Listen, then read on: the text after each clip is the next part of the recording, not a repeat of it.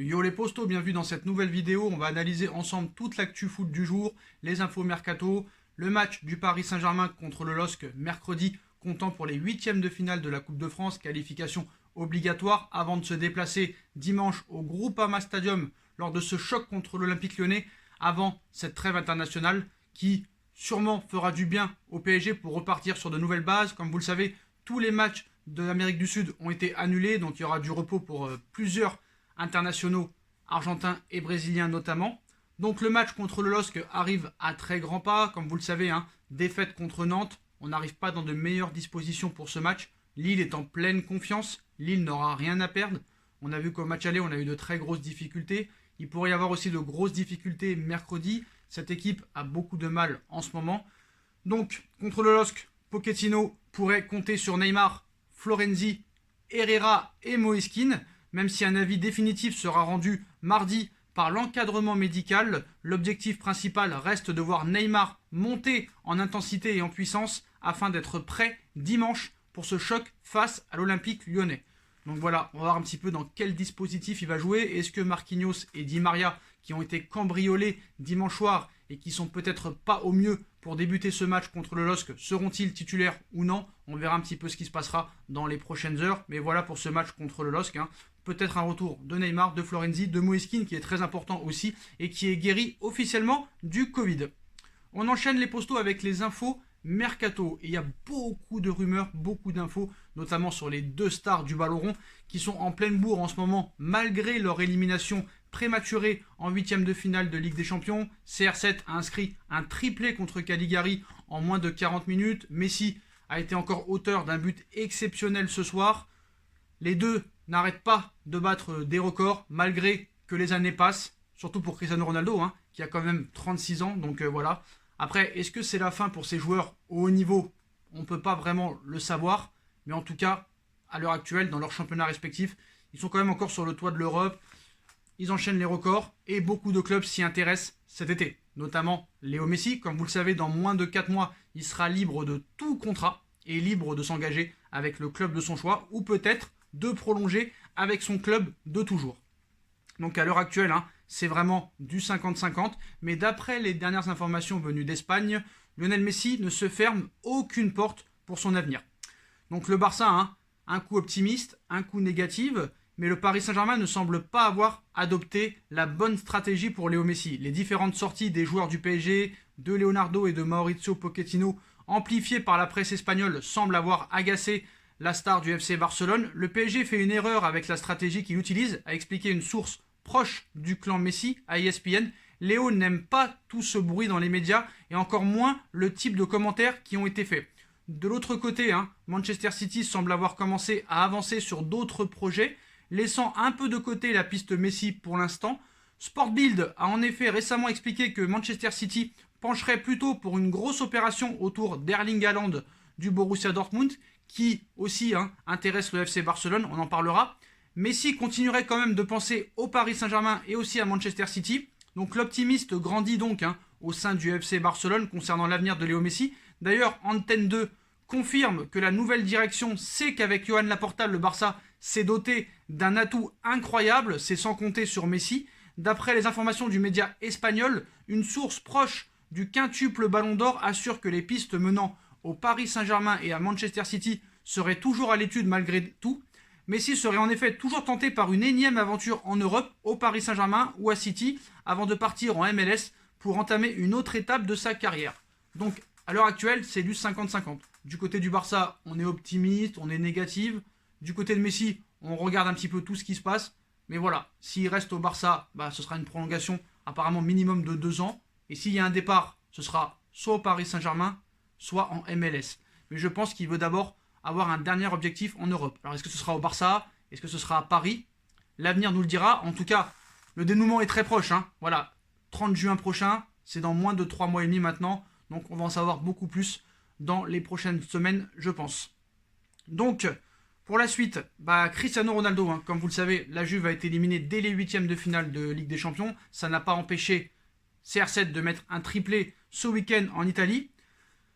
Il y a beaucoup de joueurs libres cet été, notamment David Alaba, Sergio Ramos, Wijnaldum et beaucoup d'autres. pour Cristiano Ronaldo, comme vous le savez, il est en fin de contrat en 2022.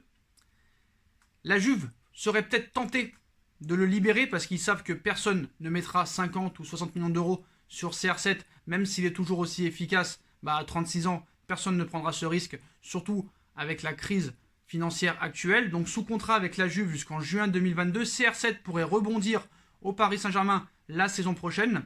Donc la Juve pourrait libérer CR7. La presse italienne a parlé de plusieurs montants possibles pour le transfert de Cristiano Ronaldo, allant en général de 50 à 70 millions d'euros. Pourtant, en Espagne, on semble avoir d'autres informations. À en croire AS, la Juve pourrait tout simplement libérer CR7 de son contrat et donc le laisser choisir sa destination. Le média espagnol explique que les Bianconeri auraient déjà amorti le transfert de 2018 et voudraient donc économiser au moins le prochain salaire de Cristiano Ronaldo sur toute une année. Donc comme vous le savez, CR7, son salaire est de 30 millions d'euros.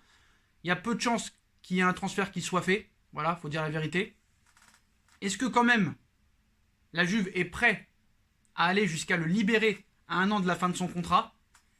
C'est une possibilité, mais je pense quand même qu'ils demanderont un montant de transfert minimum. Alors, est-ce que ce sera 30, 40, 50 ? C'est une possibilité, mais voilà. Tout dépendra du projet donné à CR7. Si le projet n'est pas assez convaincant, je pense qu'il pliera bagage. Est-ce que ce sera à Paris ? En tout cas, Paris va devoir choisir entre Messi et CR7. Même si je pense que moi, la priorité, c'est les latéraux. Ronaldo à 0 €, tu peux pas dire non. Voilà. Surtout s'il le libère.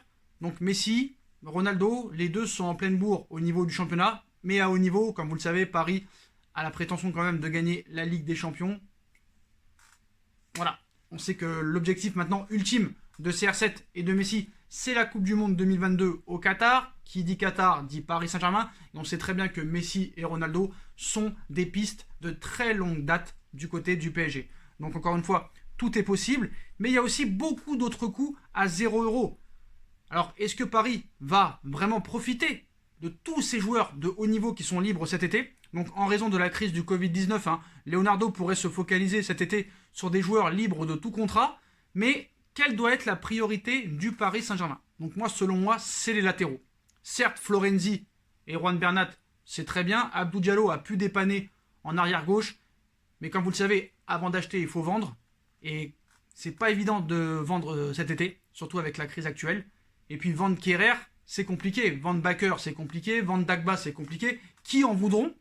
Mettront-ils l'argent qui a été déboursé par le Paris Saint-Germain? Ça, c'est sûr et certain que non. Mais bon, on ne sait jamais des fois avec le talent de Leonardo. On sait que Leonardo est plus doué pour les arrivées que pour les ventes. Donc on verra. Mais cela n'empêche pas le directeur sportif de viser du lourd pour renforcer le PSG cet été. En effet, plusieurs joueurs importants arrivent en fin de contrat, à commencer par Léo Messi. Le directeur sportif parisien a déjà annoncé en début d'année que le club était très attentif à sa situation, alors que l'Argentin souhaite attendre la fin de saison avant de trancher définitivement sur la suite donnée à sa carrière. De son côté, Sergio Ramos veut pour l'instant rester au Real Madrid d'après la presse espagnole, mais le capitaine du Real Madrid tarde à trouver un accord avec le président Florentino Pérez pour sa prolongation, et cela n'a pas échappé à Leonardo. Le PSG qui est déjà passé à l'action pour David Alaba, qui est lui aussi en plein doute sur son avenir. Gianluigi Donnarumma, qui sera libre aussi avec l'AC Milan. Eric Garcia de Manchester City. Isage de Napoli. Jorginho Wijnaldum de Liverpool et Memphis Depay de l'Olympique Lyonnais seraient également sur la shortlist parisienne. Mais il faudra faire un choix. Alors, quel gros coup doit absolument boucler Leonardo cet été? Dites-moi en commentaire ce que vous en pensez. Donc déjà, Donnarumma, c'est pas la peine. Tu as Navas et Ricos en deux. Pas la peine. Ramos, pourquoi pas une alternative à Marquinhos Kipembe quand il y en a un des deux qui est suspendu ou blessé, ça peut être une bonne alternative. Tu ne peux pas dire non à Ramos à 0 €, surtout avec le palmarès qu'il a. C'est impossible de dire non. Eric Garcia, non merci. David Alaba à gauche, pour moi ça doit être une priorité. Ça doit être la priorité des Parisiens, de Leonardo et de tout l'organigramme parisien. David Alaba, comme vous le savez, si tu prends Alaba, c'est comme si tu prenais 3 joueurs d'un seul coup. Il peut jouer sentinelle, il peut jouer en défense centrale, il peut jouer à gauche, même si lui a la prétention de vouloir jouer en 6. Alors, on peut promettre ça à des joueurs, mais à l'arrivée, ne pas les mettre à leur poste. On se rappelle de Danilo avec Tourelle, on se rappelle aussi de Edinson Cavani, qui a joué sur le côté pendant 3 ans avec Laurent Blanc, alors que, soi-disant, il était arrivé pour jouer numéro 9, il n'a jamais joué 9. Sous l'air Blanc, après il a joué 9 quand Blanc est parti.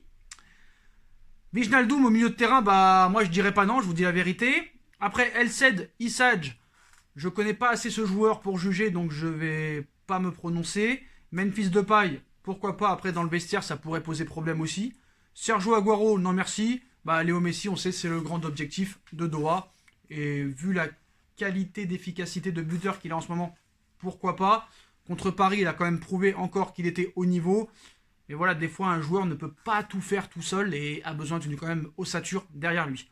Donc dites-moi en commentaire hein, quelle doit être la priorité à 0 € pour le Paris Saint-Germain cet été, une ou deux ou trois. Hein. Donnez-moi votre top 3. Du côté du FC Barcelone, malgré la dette énorme de 1 milliard, bah, on espère faire un mercato XXL.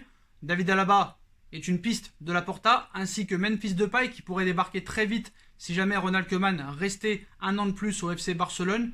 Erling Haaland qui est la priorité en attaque de la Porta. Il faudra quand même débourser 130 millions d'euros pour l'avoir. Est-ce que le Barça a les moyens? D'après la Porta, il pourrait les avoir, sans vendre apparemment. Hein, parce que quand tu as Dembélé et Griezmann, bah, c'est pas évident déjà de les vendre au prix où tu les as achetés. Ça, c'est impossible. Donc on verra ce qui se passera. Est-ce que le fair play financier va assouplir encore certaines choses avec la crise du Covid? C'est tout à fait possible. On verra ce qui se passera. Mais apparemment aussi une autre priorité en défense centrale. Comme vous le savez, Samuel Umtiti, Clément Langlais et Gérard Piqué, qui sur la fin ne font pas vraiment l'affaire en défense centrale. Le Barça fait face à de grandes difficultés défensives cette saison. Johan Laporta avait placé quelques noms pour renforcer ce secteur de jeu, dont celui de Mathys de Ligt. Mais malheureusement, hein, lors du podcast de CBS Sport de Quegolazzo, Fabrizio Romano a affirmé que la Juve n'avait aucune intention de lâcher Mathys de Ligt de sitôt, le club étant désireux de se reconstruire autour de jeunes joueurs. La Juventus n'a pas d'identité pour le moment, elle a besoin de se reconstruire, elle se reconstruira cet été, elle continuera avec Szczęsny, Bonucci, De Ligt, McKennie, Chiesa et Kulusevski. D'autres joueurs sont dans le doute, donc voilà, apparemment ça va être compliqué quand même d'avoir Mathys de Ligt du côté du Barça. Samuel Umtiti, Clément Langlais, Piqué, je pense pas qu'ils soient très bankable à l'heure actuelle, donc on verra ce qui se passera les postos. En tout cas, voilà toutes les infos mercato et toute l'actu du foot aujourd'hui. On se retrouve très vite pour une nouvelle vidéo. N'hésitez pas à bombarder la barre de like. On like, on partage, on commente, on s'abonne. On active la petite cloche pour être tenu au courant des vidéos qui vont sortir. On me rejoint sur mon Instagram SBFootNews et sur tous mes autres réseaux sociaux qui sont en lien en description. La cagnotte PayPal qui est toujours disponible. Ma deuxième chaîne No Feeling. Voilà les postos. On se retrouve très vite pour une nouvelle vidéo. Tchuss.